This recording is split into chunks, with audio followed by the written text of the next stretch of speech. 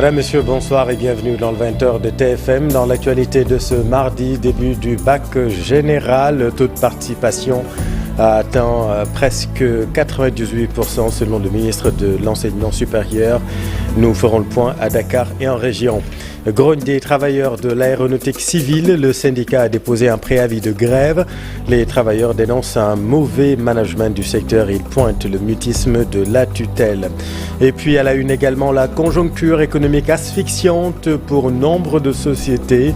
Selon des économistes, aucune politique fiscale ne doit aboutir à des pertes d'emplois. Reportage à suivre. Voilà pour les titres et tout de suite de développement.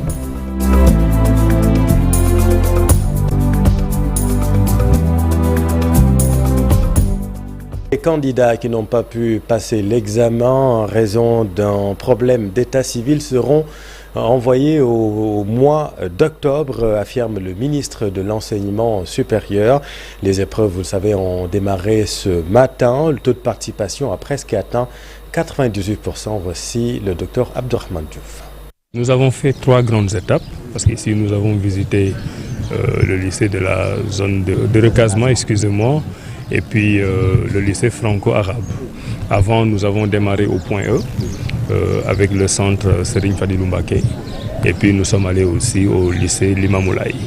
Et partout, le constat est le même, c'est qu'il n'y a aucun couac, il n'y a aucun problème, il n'y a aucun incident, pour le moment, aussi bien dans ces centres que sur l'ensemble du territoire national.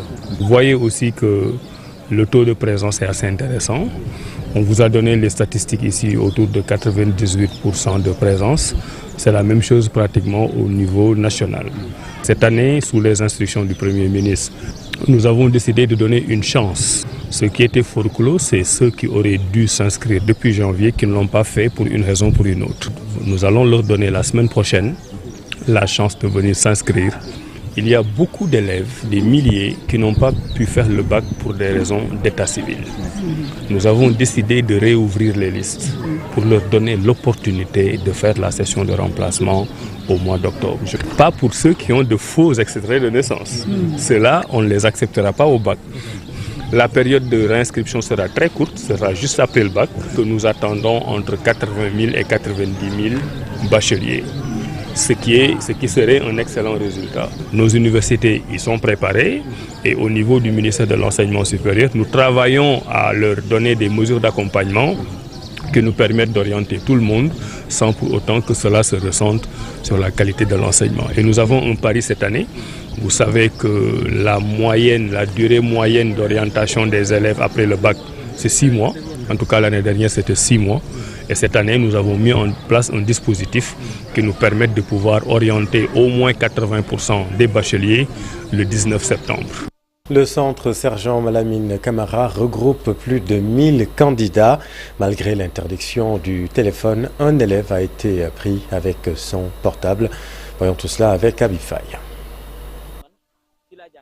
C'est dans ce centre que Ndiaye Kouli va passer l'examen du baccalauréat. Durant 4 heures, la candidate s'est penchée sur la première épreuve, la philosophie en cette première journée. Pas de temps à perdre, car à sa sortie de la salle, elle fait focus sur l'anglais. La quête du premier diplôme universitaire provoque chez elle une forte pression. Stress, volonté. Parce que genre, tu te dis que yow ak sa morom yépp yéen fi nek. Donc forcément genre da ngay jàng pour mën def genre le fi indi en fait. Voilà, c'est ça en gros. Comme Ndiaye Kouli, nous rencontrons ces candidats qui discutent des sujets de philosophie et de la suite de l'examen. La joie et l'espoir se lisent sur leur visage. Ils espèrent que les autres épreuves seront aussi abordables que la philosophie. C'était pas très difficile. C'était sur le premier domaine. Et liberté et art, je crois. Aujourd'hui, les épreuves sont un peu abordables. J'ai un message à lancer au office du bac, car parfois, il y a des consignes, ils donnent des consignes pas très bien reformulées, quoi. Ça a été abordable, la philosophie. Oui. On nous a donné ce qu'on a appris, on a appris ce qu'on a appris nous aussi. Au lycée Sergent Malamine Camara, plus de 1000 candidats passent les épreuves du baccalauréat. Seule fausse note, un cas de tricherie détecté. Un cas de tricherie, il est présent, il est été très très désolé, le jury 1312. Bon, mais vous savez, la tricherie, surtout avec le téléphone portable, est formellement interdit. Bon, donc, déjà, le port de téléphone ne faut pas amener le téléphone. Ici, les élèves font de leur mieux pour décrocher leur premier diplôme universitaire. Au premier jour, les organisateurs ont enregistré une trentaine d'absences dans les 3 jurys. Malgré l'interdiction du téléphone portable, certains s'entêtent à respecter la règle établie par l'Office du bac. À Thiès, les autorités se félicitent du bon déroulement des épreuves. Là-bas, 25 non-voyants ont été recensés parmi les nombreux candidats. Reportage Cheikh Anta Diop, c'est la tire. Visite traditionnelle des centres d'examen pour le baccalauréat de 2024 a permis de constater que tout se passe bien à Thiès. Les épreuves se déroulent normalement et il y a une bonne organisation des examens. Parce que nous avons des agents du bureau des examens et concours qui sont rompus à la tâche, qui ont l'habitude de faire l'organisation pratique de l'examen en collaboration avec les chefs d'établissement, mais aussi avec l'Office du baccalauréat. Nombre de candidats composé de 11 423 garçons et de 16 674 filles. La particularité de cette année, les candidats sont constitués en majorité de filles. Donc c'est une tendance haussière que nous avons dans la représentativité des filles dans les jurys du baccalauréat. Et c'était la même tendance pour le CFE.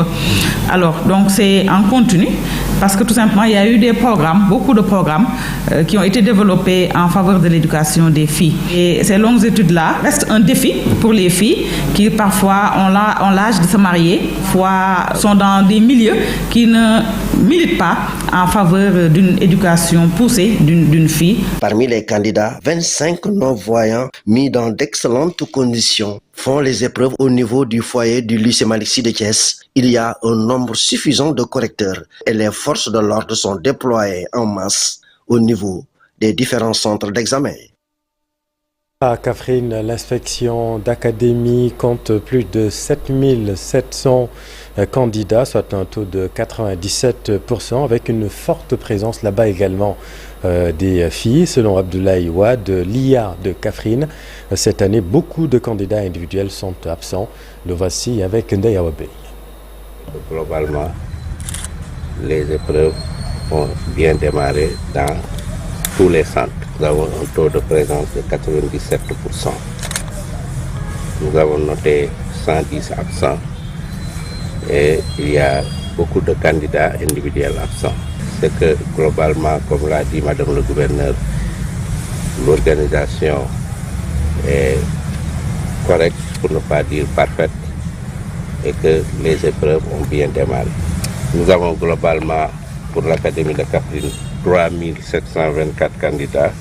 Pour les candidats, ce qu'il faut toujours noter, c'est la prédominance des séries littéraires. 89% des candidats sont issus des séries littéraires. Nous n'avons que 10% de candidats issus des séries scientifiques. Et pour la série S1, c'est moins de 1%. Ce qu'il faut aussi noter, c'est que nous avons beaucoup de candidats individuels. Presque 19% des candidats sont des candidats individuels. 677. Nous avons inscrit 3724 candidats, 110 absents, donc on composait 3614, soit un taux de présence de 97,05%. Et jusque-là, nous croisons les doigts, il n'y a pas d'incident majeur signalé. Tous les surveillants sont présents. Dans l'actualité également, la grogne des travailleurs de l'aéronautique civile. Le syndicat a déposé un préavis de grève. Les travailleurs dénoncent un mauvais management ainsi que le mutisme du ministre de tutelle. Voilà, tout cela avec Ndeye Mati Dieng.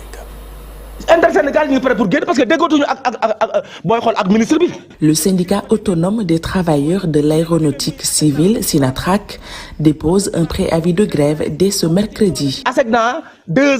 Les représentants des travailleurs de l'AIBD vont déposer un préavis de grève ce mercredi même. Nous voulons parler directement au président Diomaye.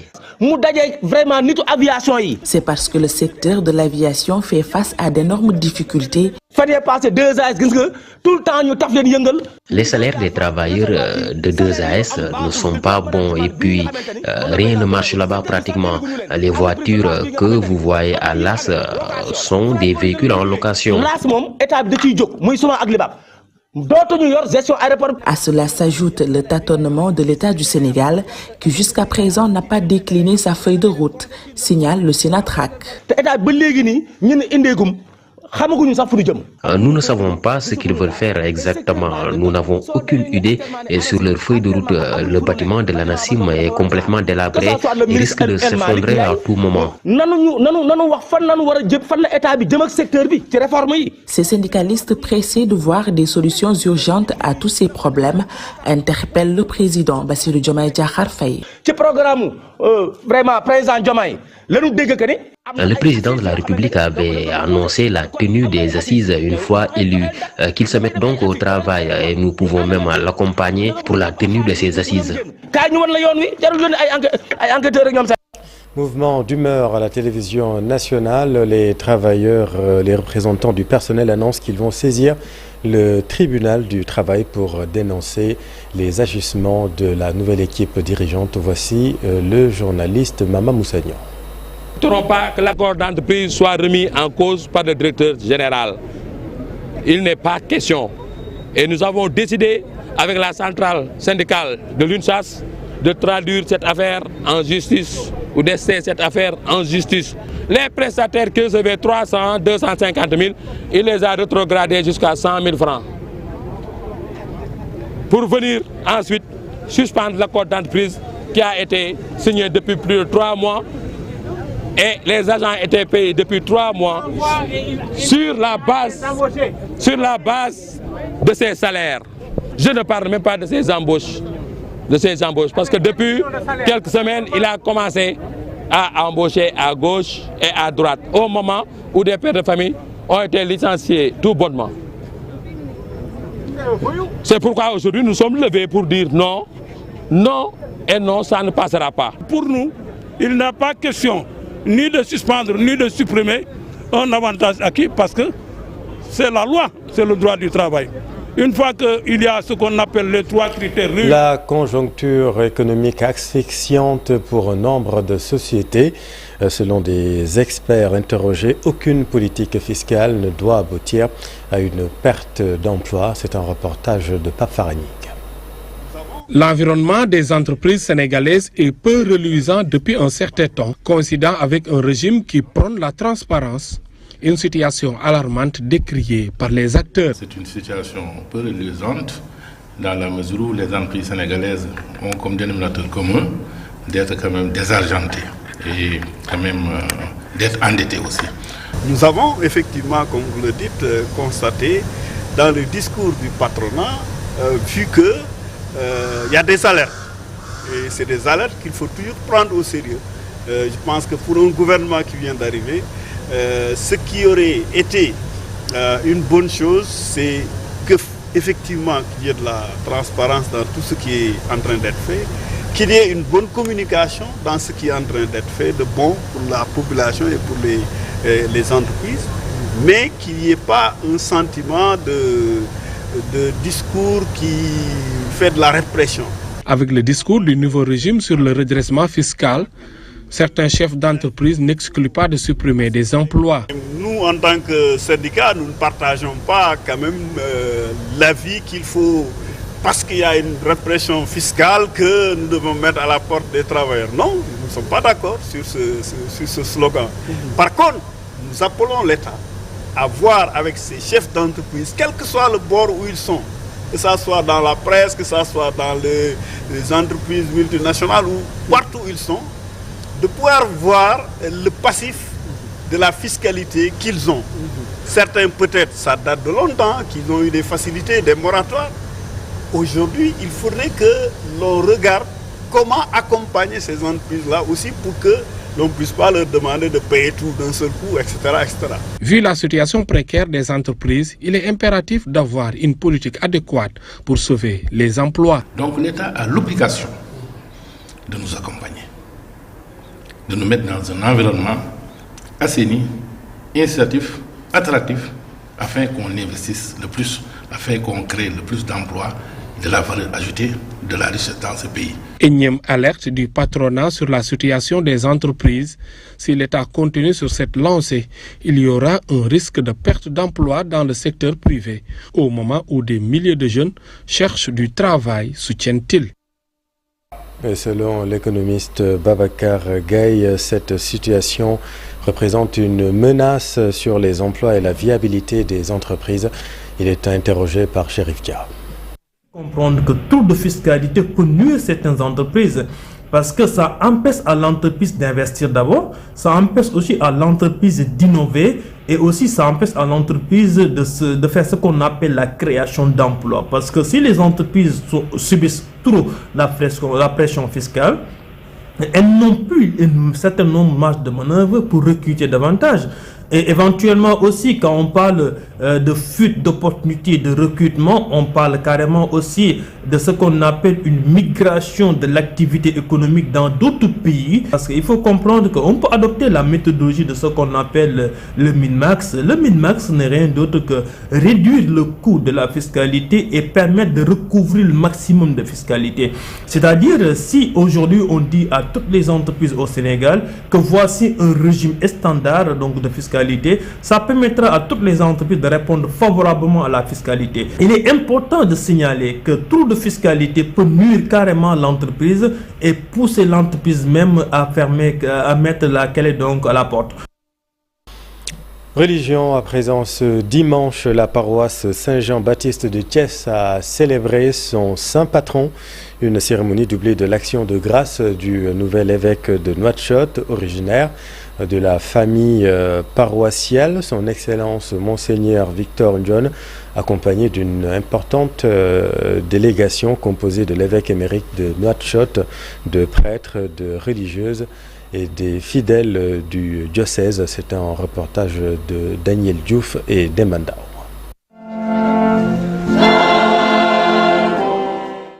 Des paroissiens résidents, des paroissiens de Saint-Jean-Baptiste établis ailleurs dans le pays et autres fidèles et amis croyants, entre autres, ont honoré de leur présence cette belle cérémonie de l'église Famille de Dieu du diocèse de Thiès.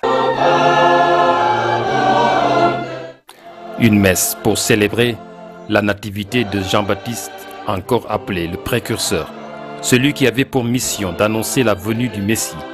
La mission de Jean sera précisément d'annoncer et de préparer la venue du Sauveur à la suite de Jean-Baptiste. Nous sommes tous appelés à préparer la venue du Sauveur dans nos vies, dans nos familles, dans nos associations et dans nos divers lieux de travail et de loisirs. Préparer les chemins du Seigneur, c'est enlever toutes les pierres qui font mal. C'est aplanir toutes les montagnes d'égoïsme qui sont en nous. C'est combler tous les fossés creusés par l'indifférence, par la violence physique ou verbale ou morale. La Saint-Jean-Baptiste pour célébrer en même temps l'action de grâce de cet évêque, lui-même paroissien de Saint-Jean-Baptiste de Thiès, aujourd'hui nouvel évêque du diocèse de Nouakchott en Mauritanie. Son Excellence, Monseigneur Victor Ndione, accompagné de l'évêque émérite de Nouakchott, de prêtres, de religieux et religieuses, de fidèles de son diocèse et de la famille biologique. Son Excellence Monseigneur Victor Ndione, qui a surpris son monde avec ce cadeau à tous les évêques ici présents, bien sûr, à l'exception du nouvel évêque de Ziguinchor qui devra attendre son sacre pour recevoir le sien. Le fameux cadeau, la prière du Notre Père inscrite en arabe, et qui donc pour l'interprétation, eh bien, l'évêque de Nouakchott lui-même, Monseigneur Victor Ndione. Que je lise. D'accord, il n'y a pas de souci. Vox Populi, Vox Dei. أبان الذي في السماوات ليتقدس اسمك ليأتي ملكوتك لتكن مشيئتك كما في السماء كذلك على الأرض أعطنا خبزنا كفاف يومنا واغفر لنا خطايانا كما نحن نغفر لمن خطي إلينا ولا تدخلنا في التجارب لكن نجينا من الشرير آمين. Mais Monseigneur se fera ravir la vedette par ce confrère. Et qui sait, peut-être un futur évêque. Dieu seul sait. L'intégralité de cette cérémonie très prochainement dans votre émission Chemin de la foi.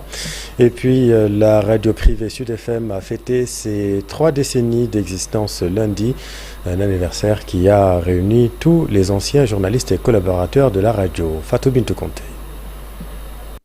Ce lundi 1er juillet, la radio Sud FM a soufflé ses 30 bougies. La première radio privée du Sénégal a tenu à rendre hommage à ses anciens journalistes et collaborateurs qui sont en effet une partie intégrante de la grande famille de Sud FM. Aujourd'hui, nous célébrons les 30 ans de Sud.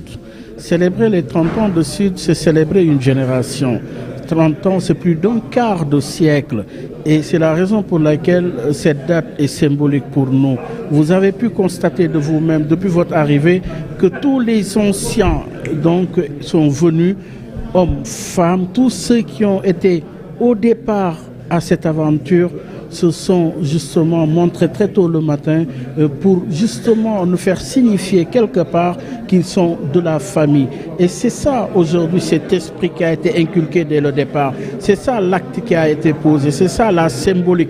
C'est-à-dire Sud, c'est avant tout un esprit, une famille, et c'est l'organisation de cette famille-là qui a permis de perpétuer cet héritage qui nous a permis d'être là et de continuer à exister.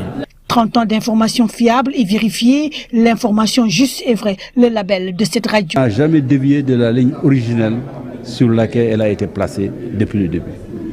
Fondamentalement, c'est une radio d'équilibre. Avec l'ère de la digitalisation, la radio Sud FM s'est voulue moderne, avec des plateformes digitales assez diversifiées. C'est surtout le côté digital, parce que quand je suis arrivé au sein de la maison, on avait besoin de plus propulser le service digital, le mettre en avant, et ça, je crois que la direction, le directeur général en l'occurrence, m'a fait confiance et je l'en remercie parce qu'on a essayé d'impulser une nouvelle dynamique au niveau du service digital. Asseoir notre présence au niveau des plateformes digitales, et c'était important parce que quand même c'est la première radio privée du Sénégal, c'est la première radio d'information du Sénégal. Il fallait qu'on soit beaucoup plus présent sur le digital et on a pu travailler, créer, innover à notre niveau, et je crois que les auditeurs et Sénégalais ont pu remarquer ces innovations et j'espère que ça leur a plu. Inaugurée par le président Abdou Diouf, la radio du groupe Sud Communication a beaucoup contribué au renforcement de la démocratie et à l'épanouissement de la liberté d'expression. C'est la fin de cette édition. Merci infiniment de l'avoir suivi. Les programmes continuent sur TFM. Restez avec nous. Vous êtes au bon endroit. Bonne soirée.